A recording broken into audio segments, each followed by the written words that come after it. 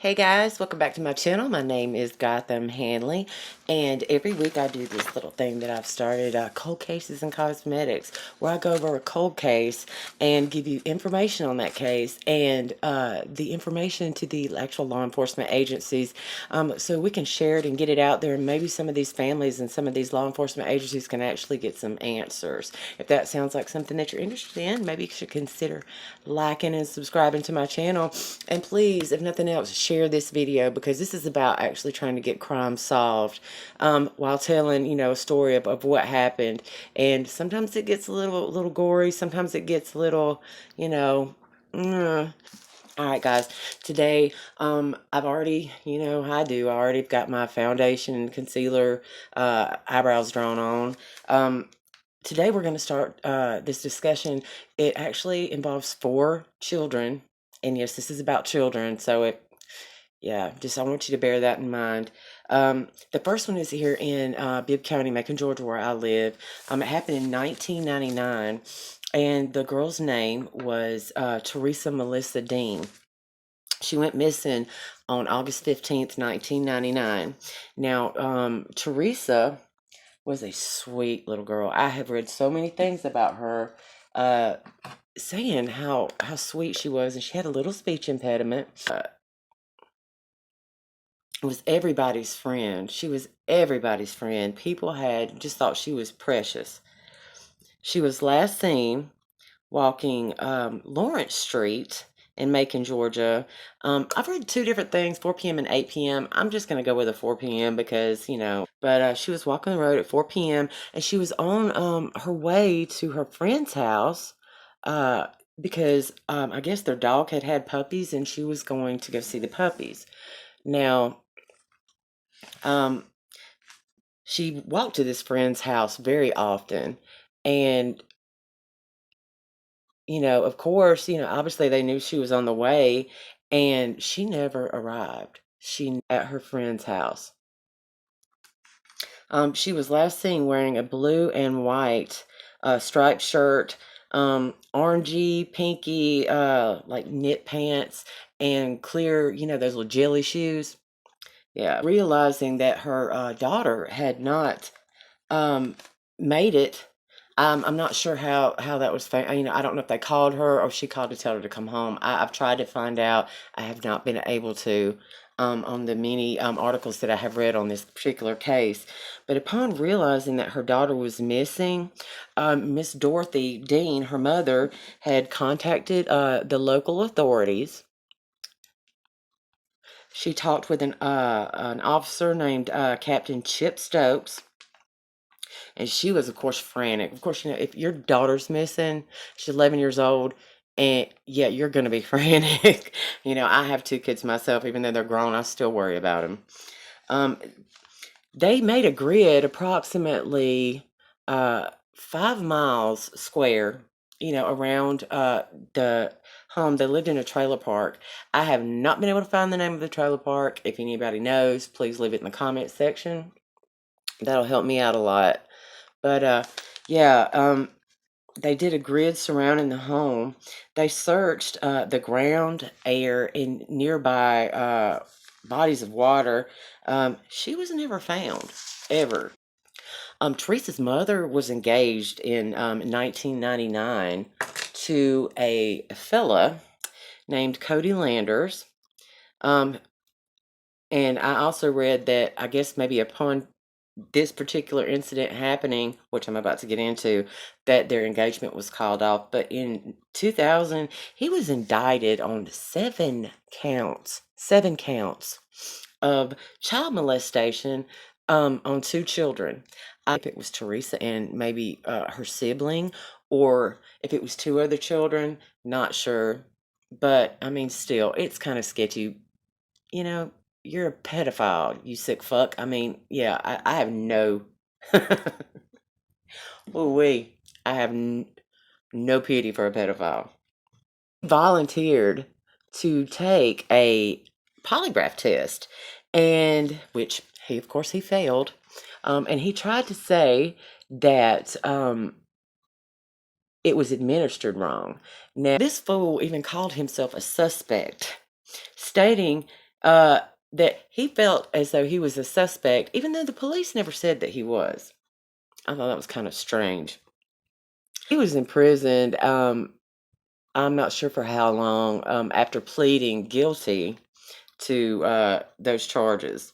Um, and investigators, however, they felt that her case may be connected to the abduction and murders, yes, of Heaven Ross, which happened in, I think it was 2003 in Northport, Alabama, and Shannon Nicole Polk, which was Prattville, Alabama, um, in 2001. And then, you know how I do, I go down the rabbit hole, y'all. Uh, it was a girl named Tabitha Danielle Tudors, and she was living in Nashville, Tennessee in 2003. Um, the girls were all 11 years old, all abducted around the same time, with the exception of Tabitha. She was 13. And all went missing in August. And the first three, the 11-year-olds, were from trailer parks. Yeah. Heaven Lachey Ross, bless her heart, is a cute little girl. Isn't she cute? Cute little, all of them are just precious. But she just started sixth grade at Collins Riverside Middle School. Um, I think it was 8/19/2003. She was on the way to the bus stop. She was lagging a few minutes behind because her older sister Alex had left a few minutes before her. I guess maybe she wasn't ready. And as soon as she left, a couple minutes after Alex, it started thundering and lightning and stuff. And her stepdad, Kevin, was like, hey, I'm just going to go ahead and pick the girls up and drive them to school so they don't have to stand out in the rain at the bus stop. Shay, as she was called, had, like I said, she was a couple of minutes behind her sister Alex. She was a couple of minutes before her stepdad Kevin. She never made it to the bus stop. She was never seen again. She went missing. Um, um, I will say this: her mother said that she felt like the police just didn't take it seriously enough at first. At first, they were acting like she was a runaway. And then, after they realized she wasn't a runaway, that's when they wanted to hop on the bandwagon. But they didn't even put out an Amber Alert on this poor girl. They didn't do anything. And authorities, like I said, they thought she run away or played hooky from school. She's 11 years old. I mean, come on. And she was a good student. When she didn't come home, that night, that's when investigators got serious. But anyway, the next one is Shannon Nicole Polk. She lived in Prattville, Alabama, in the Candlestick Trailer Park. Now, I was able to find a name for that particular one, but she lived in the Candlestick Trailer Park. She went missing, and she was last seen alive. I hate saying that. God, this is about kids, y'all. I'm telling you, this shit just burns my biscuits. I mean, it's bad enough people kill grown-ups, but when you do that to a child, you're a special kind of sick. A special kind of effing sick. Yeah. Like that morning, her mom, Marie, was leaving to go to work about 5:30 a.m., and she was leaving that early because she had to go drop her grandson Caleb off at the sitter. And Shayna, she was asleep on the sofa, and her mom goes by and kisses her real soft on her uh little forehead. And I've done that too with my kids, just to go tell them bye. Kisses her soft on the forehead, and leaves and goes to work. Well, Shannon's sister reported that Shannon was already gone by the time she woke up. So obviously Shannon woke up, got dressed, went outside to play early. I know, we used to do that stuff when I was a kid too. It was like as soon as daylight hit, by 8 a.m., we were outside playing, and that's what she was doing too. And like I said, she lived in a trailer park. Of course, it's a little community. Everybody knows everybody. Um, like I said, her sister did not report seeing her. I think she left around 7 a.m. that morning, because she picks up, and there's a timeline, so I'm going to be looking down here reading it. Okay. She picks up her nephew Caleb's walker from the neighbor and was seen with it around 7:45 a.m. And that's when she stopped by her friends on Red's Court and, was asking to see if she could play that day. Of course, couldn't play right then. The playmate had to obviously go with her dad on an errand or something and was going to, catch up with her later so they could like hang out and stuff. 10 a.m., she went and visited her neighbor on Metz Court. She was there for about 30 minutes. She was asking for a ride to the gas station, I guess probably maybe to go get some candy or something. And her neighbor told her to come back later because she had some things that she had to do, and her child wasn't awake yet. But that she would take her, just come back in a little bit. From about 10:30 till around noon, she continued her little neighborhood rounds. She's going around seeing everybody. The last people to see her alive was her two. She had two little boys that she went and played with, and their stepdad, who actually worked for the Prattville Police Department, said they couldn't play because the parents weren't going to be home that day because I guess the stepdad had to work. So, Shannon was abducted between, they say 12:05. How do they know 12:05? But 12:05 and 7 p.m. Highest probability was in like the first hour. Shannon didn't come home, for supper. She, because I know how, like, when I was a kid, you knew when it started getting dark, it was supper time, you had to come home. Well, she didn't show up. She didn't show up at her house. Her mom got worried. They began searching. They were going around the neighborhood to see if, maybe she was still hanging out with one of her buddies or over at one of the neighbors' houses that she frequented a lot. Nobody knew where she was at. So around about 9 o'clock that night, her mother called the Prattville Police Department and made a report. Now, this is what's crazy. I don't know how Alabama law is. But I know in Georgia, you cannot have a pedophile or somebody that's, done some weird shit with children and stuff. You cannot live, I think it's a mile. Correct me if I'm wrong. Correct me if I'm wrong. I think it's like a mile or so within anywhere that has children or a school district or anything.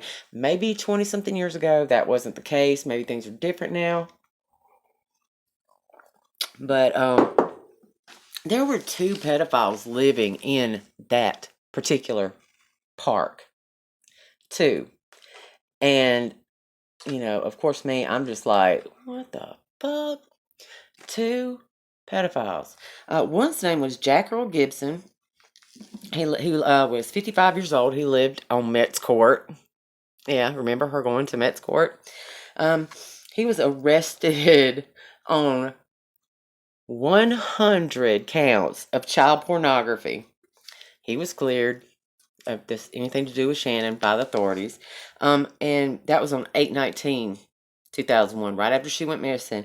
8/25/2001, a fellow named Ty K. Foster, 41 years old. He lived on Astros Avenue. That was another one of the streets that one of her buddies lived on. He was arrested on 9 counts of child sodomy. Y'all, what the fuck is wrong with humanity? I don't get this. This shit makes me physically ill. He was a suspect, and I don't know if he was ever cleared. I never could find out. Bless her heart, she was found on October the 6th of that same year, 2001, by two hunters. One's name was James Gullidge, and the other one's name was Clifford Ziegler. I hope I'm not butchering that. Ziegler. They found her. It's about 19 miles from Candlestick Park that she lived in. Her on a hunting track. These two fellows were out there rabbit hunting. They found her on a hunting track. She was in a trash bag, y'all. She was in a trash bag. She was found under a bunch of brush. She was naked. She was tied up with a rope. Her panties were wrapped around her head. And, obviously in the time that she had been there, the animals had got a hold to her and messed her up pretty bad. Lord. Sometimes this shit's so hard for me to talk about. If you're ever a mother, a good, if you're ever a mother and you read stuff like this, it just really it messes you up in the head a little bit. It's like, how in the world can somebody hurt a baby like that? I mean, what kind of sick joy do you get out of doing this to a child? It's absolutely revolting. Two child witnesses had claimed that they saw a man that she was talking to the day that she went missing.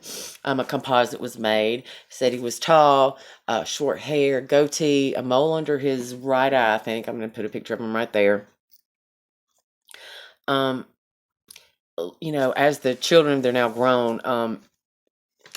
They're saying one says that it's true, one says that it's not. So the composite's been took down because there's no way to prove it. But to me, if one of the girls is saying that it's still true, I'd still keep my eye out. That's just me. That's just me.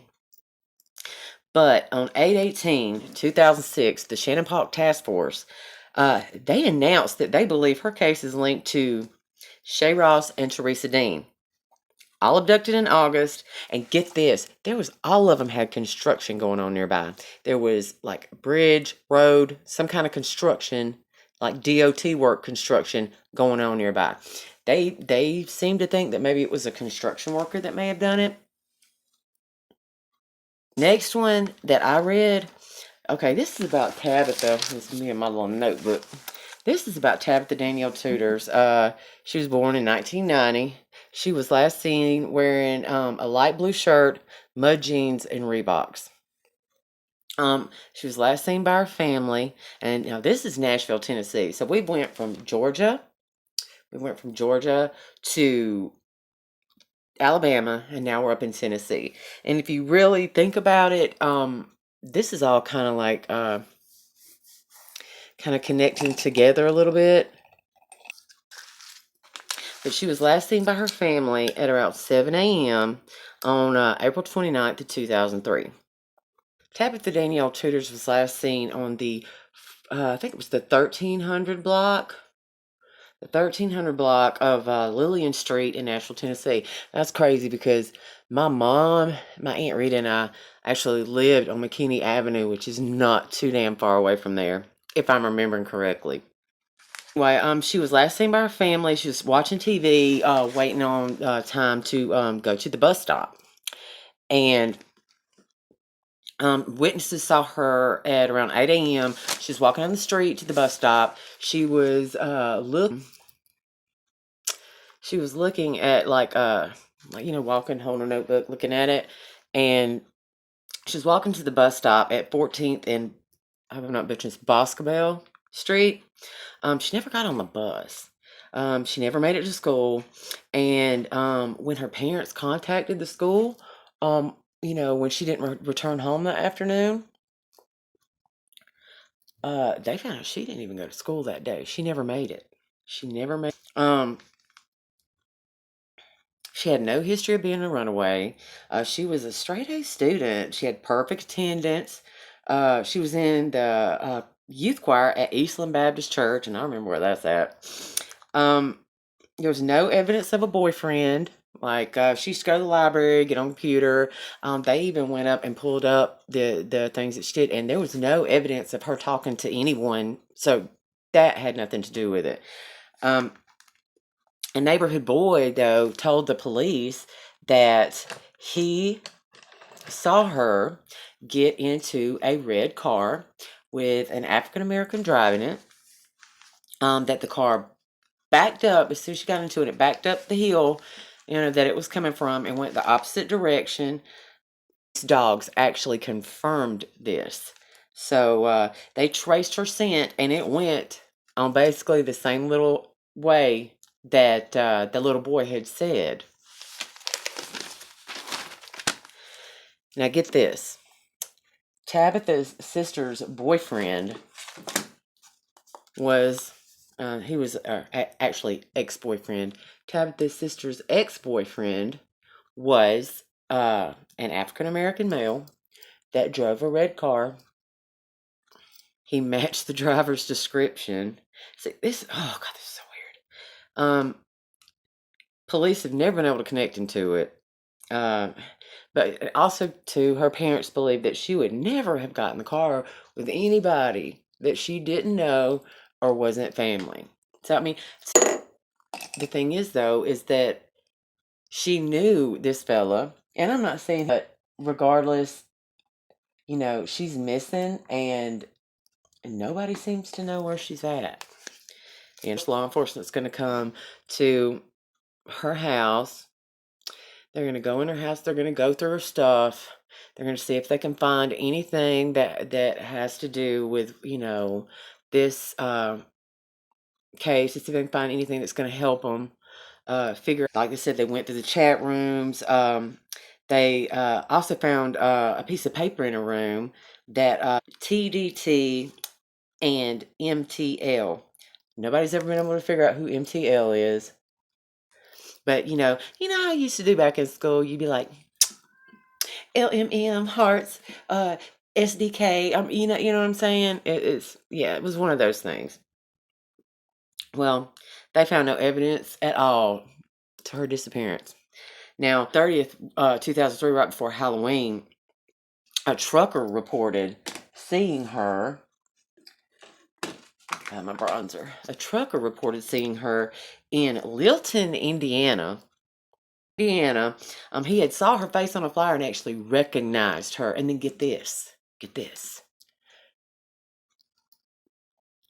A hotel clerk in Lilton, Indiana, also called authorities. Now, you know, the truck driver and this particular hotel clerk both called authorities and told authorities that they, you know, saw Tabitha. The hotel clerk also reported seeing her with another young girl around her age. But, you know, they reported seeing her with this girl and an older man. I'm not sure if he was Caucasian, white, Asian, Hispanic. I'm not sure. All these cases, authorities seem to think that they're connected in some way, possibly. I don't know if it was because there were similarities other than, you know, the 11-year-old Zayal went missing in August, you know, around mid-August in the years that they went missing, and they were all the same age. I'm not sure if families still to this day have absolutely no answer at all to what happened to their children. And it's just heartbreaking. Alright guys, well, I'm fixing to throw me on some highlighters, slap me on some lashes, and I will be right back. Alright guys, I'm done. How's it look? Am I pretty? Like my doll? I think I look pretty good to be 43. If y'all happen to, anybody that sees this, if you happen to know any information about any of these cases, I'm going to put up all the law enforcement information, and I'm also going to say it. If you know anything about Tabitha, you can call Nashville Metro PD. The Nashville Metro PD is 615-862-8600. For Shannon's case, call the Autauga County Sheriff's Department at 334-361-2500. If you know anything about Little Shay, it's Tuscaloosa County Sheriff's Department in Alabama. The number is 205-752-0616.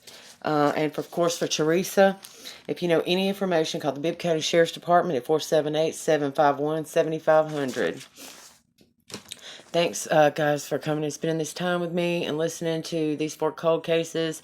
Please like and subscribe, share, get it out there. We want to find information. We want to be able to bring some closure and some peace to these families and get these cases solved. Because somebody out there knows something. All you got to do is call. Just call. Leave an anonymous tip. If you know something, let's get this person or these persons in jail where they need to be so they can you know, pay for their crimes. Alright, I will holler at you later. Bye.